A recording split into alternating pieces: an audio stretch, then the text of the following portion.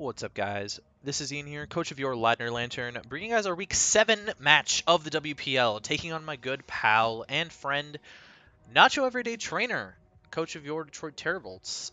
Nacho is sort of in the middle of the pack here, and we've fallen behind now after losing to Sohan last week in the most painful way possible. So, yeah, that's fun and all, but let's talk about Nacho's team really quickly here. So he's got the Blacephalon, the Doug Trio, Gyarados, Galvantula, Aerodactyl, Avalugg, Mega Altaria, Toxapex, Scrafty, Breloom, and Metagross.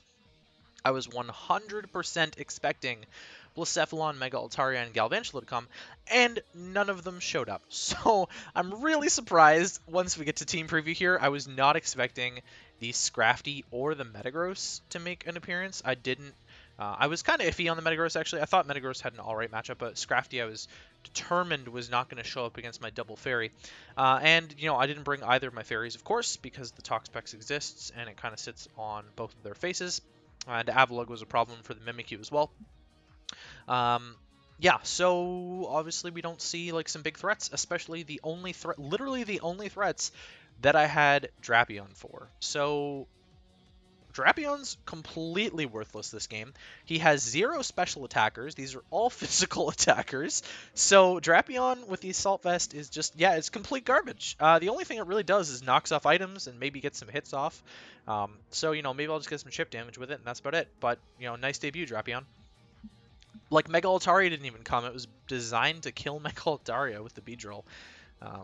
What a whack game, honestly. Just like I was really surprised by his prep. But let's talk about what I'm bringing. I'm bringing a Safety Goggles defensive fast chomp with rocks, EQ Poison Jab Dragonclaw, AV Battle Armor Drapion with Pursuit Knockoff Poison Jab and Thunderfang. I'm a Paris Trap Dugong, which is meant to absolutely obliterate the Toxapex 1v1, which is really hilarious. And it can also deal with no, that's pretty much it, actually. That's pretty much it, actually. It's really only designed there to kill the Toxapex, which is otherwise a gigantic problem for my Beedrill. And Beedrill looks half decent here, despite all the priority options. Looks half decent. Beedrill is just an offensive mon with Defog. U-turn, Poison Jab, Knockoff Defog, I believe, is the set that I'm running. I'm not bothering with Drill Run, just running the Knockoff. Lycanroc is Expert Belt with SD, Drill Run, Accelerock, and Brick Break. So Brick Break being there for the Avalugg mainly was the idea, because Accelerock just wasn't going to cut it. And Brick Break is a nice neutral hit against the Breloom, although Mach Punch is a threat always, so we have to scout out a set. Accelerock was designed to pick off the Galvantula, the Gyarados, the Aerodactyl, and the Blacephalon. So it had really good utility against a lot of his mons, and at +2, Accelerock was still able to deal with the Doug Trio decently, even though it's a rock resist.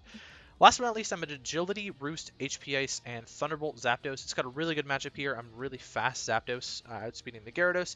His speed tiers are kind of strange, so Gyarados is like the fastest thing I can speed creep with the Zapdos, and he really only brought the Aerodactyl that's faster. So once the Aerodactyl goes down or is weakened, then Zapdos is in a really good spot. I don't think he's going to be offensive enough to kill me. I don't think he's necessarily going to be like Life Orb or Choice Band, so that's sort of my thoughts there. Again, this matchup looks easier on paper without the Blacephalon, the Mega Altaria, and the Galvantula, especially the trio there. So looking to be able to pick off some stuff here. So I'm just going to lead with the Drapion. Makes the most sense against this team because it does literally nothing. And I can at least get a hit off on something or get rid of an item. So in comes the Metagross, turn 1 against my Drapion, and he's not going to want to lose his item. I figured he might just want to get up rocks for my Beedrill and my Zapdos, turn 1. But he's not going to want to lose his item. So I'm going to go for the knockoff here as he's going to go into the Scrafty, Intimidate me, and then take a 4 times resisted knockoff that does 4%, and we see the Rocky Helmet. So based on that, he's pretty physically defensive Scrafty. Doesn't really matter necessarily to my end game, but getting rid of its item is definitely very helpful and sort of scouting out what set he is. So I'm just going to go for the Poison Jab, try and get a Poison chance here on him. It's doing very little damage as he knocks off my AV. Again, completely worthless AV against his team. He's got nothing that attacks on the special side, bar Toxapex, and who cares. So once we see the Drain Punch, I think it's fairly safe to go into Beedrill, but he clicks Knockoff, expecting that, question mark? Or expecting me to go into Zapdos, maybe? I'm not entirely sure what he was expecting there. But Beedrill takes a huge chunk, and I'm going to U-turn here. It's my best play, just U-turn out. I could have clicked Poison Jab, but he's killing me with another Knockoff, so not going for that as he goes to the Crunch. And my Drapion gets another poison chance, and it's not going to get the poison as he's going to kill me. So this is overall fine. It means I can bring in my Beedrill and just claim a kill with Beedrill here. I get to U-turn for free. He gets free momentum if he wants to save the Scrafty, and I'm going to go into my Chomp as he's going to bring in the Gyarados. So, interesting play here. He's intimidated me now. We sort of see that it's a more defensive Gyarados. I'm going to go for the Dragon Claw, sort of scout out what damage it's going to do as he goes for the Toxic. So, he's definitely a more defensive Gyarados set. I was definitely expecting like a Dragon Dance variant, which means I get my rocks up, which is really good chip. Puts Aerodactyl, even with a Charty Berry, it puts Aerodactyl in range of a +2 Accelerock, which is really cool. I did calc that beforehand to know that I would do that damage. You know, it's going to cripple the Gyarados a little bit too. It's already weakened. It's going to be about 50% when it comes back in, 51%-ish.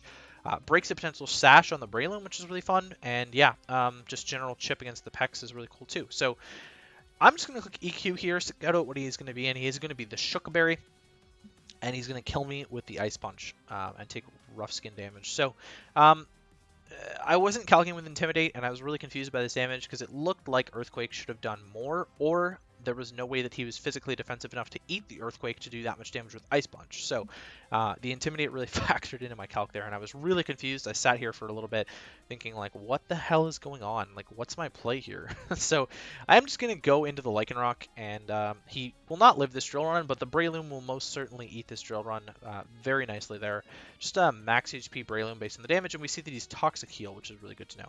So in comes the Spore. My Safety Goggles user is gone, so I have nothing to eat the Spore. Beedrill was my best bet realistically. Honestly, I was saving Dugong for no reason. Dugong could have come in, eaten the Spore, died, and then Beedrill gets to come in for free. And then if Beedrill gets slept later, it doesn't really matter. Dugong's only purpose is to beat the Pex, and I have the Zapdos for it anyways. Dugong was like really not, it had no reason to be there. You know, it was an alright Parastrap variant against like a bulky Altaria. I was really worried about a Cotton Guard or Altaria set. And I was worried about the Avalugg sitting in front of me for too long, so it just was a way to take down his walls and make him play hyper offense. But yeah, so we see the Poison Heal now. I'm just going to swap into the Lycanroc on what it turns out to be an Aerodactyl against my Beedrill. So I wasn't really expecting that. You know, maybe he wants to go for his own rocks here, get in for free while I'm sleeping, burn a sleep turn on the Beedrill. But instead, I'm just going to set up an SD in his face. I really expect him to switch, expecting the Accelerock, and he shows the Earthquake there, which is not going to kill me because he's not extremely offensive. I believe he's Jolly, question mark? Can't remember if he's Adamant or Jolly. Let me just check his sets real quickly here. He said, what did he say he was? He is, yes, so he was Jolly Aerodactyl. It looks like he was prepping somewhat lazily here. He was Hone Claws, Stone Edge, Earthquake, Roost, Jolly, Charty Berry, Max Speed, Jolly, Aerodactyl. So either prepping lazily, or expecting me to prep lazily against him is what it looks like to me based on the spreads. They're all 252, 252. So yeah, that's sort of just what I expected. But yeah, Arrow is not living this to Accelerock, and I'm just going to go for it. And we kill through the Charty. So that's kind of cool.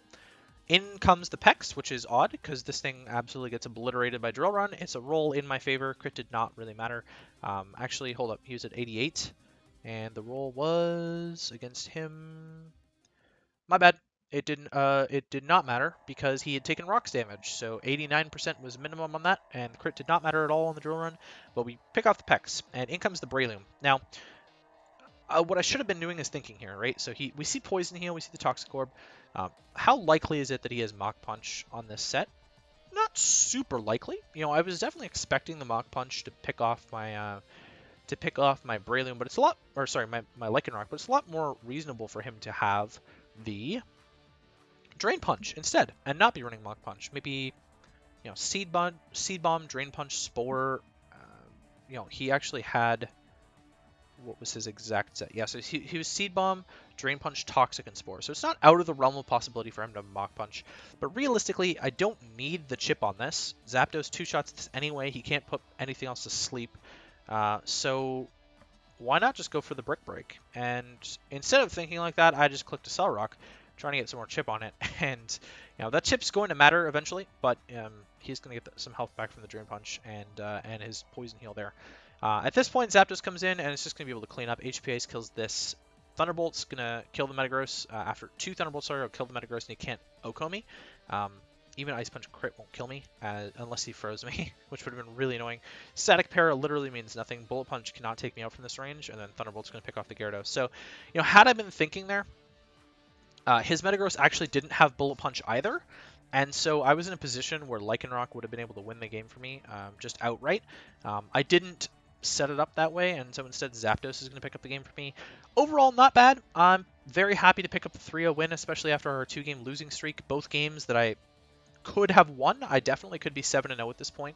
I made the misread against Lux, and Lycanroc-Dusk put in a lot of work that game for me. So I'm a little bit disappointed in that. And then I got frozen against Sohan, managed to pick off some differential, but realistically, it wasn't the best game for me. Next week, we take on my good pal Dom and the Cleveland Cavaliers, looking to pull a victory out of that one. Sorry, I'm in a call again. Looking to pull a victory out of my game against Dom.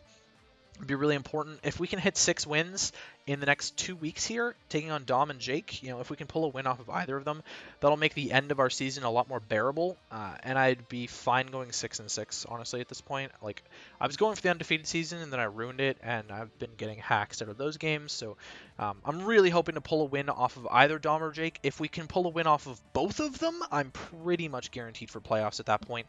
7 wins is almost certainly going to be a lock, especially with how good my differential is.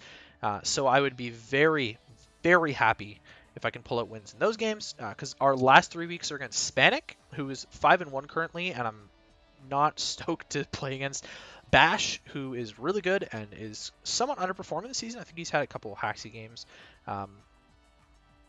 What happened? He lost to Jake, which I was not really expecting to see, and that's about the only one I wasn't really expecting to see. He's had some really close-ish games there, but not overall the worst. Yeah, and then in the last game is DS, the Birmingham Vulpix, and DS is having a decent season as well. I know he's a pretty good player. Is he? Actually, he's not having a decent season. He's not really. He's 2-4 right now. But so we'll be looking to pull a win there. But yeah, that's what's going on there. And then I told you guys I would keep you updated on my March Madness. So today is currently Wednesday, March the 13th that I'm recording this. We always upload WPL a week late. So we're always a week ahead on the games there. And I just finished playing my Pools 2 matches. I made it through the first round brackets 4-0 plus 17. And if you follow me on Twitter, you would have known that too. I was really impressed with myself going 4-0 plus 17. I kind of smacked my pool around a lot, and we pulled out a really clean advancement into Pools 2, which put me in a really good seed too. And then I went 2-1 plus 1 in Pools 2. So I am currently 6-1 plus 18. I did not win my Pools 2. The guy who, my one loss ended up being the higher seed, and so he made it through to the next round. Guaranteed he's in brackets, top 64. I have a chance to make it to brackets based on the top 8 records after the bracket players make it through. And because of my high differential and my really good record in round 1, I'm really hoping I can snag one of those 8 spots and make it through to the round of 64. I think that'd be really cool to just say that I made it to round of 64 in March Madness and made brackets day. And it would be a really good tour showing for me. I've played well in tours. My GDS run was not a good showing by any means, but I got put in a pool of death there with Greg, and I didn't really have the best of teams, despite having Kyurem and Crawdont. I just not draft a very good team for like an 8-mon format in tier 3 and below. It was not good. But my GBA fan draft league run was really impressive, making top 32 there. So hopefully we can hit sort of that range again in March Madness. So that's going to be it for me, guys. Again, we take on Dom next week. Hopefully you guys enjoyed, and I'll catch you guys next time.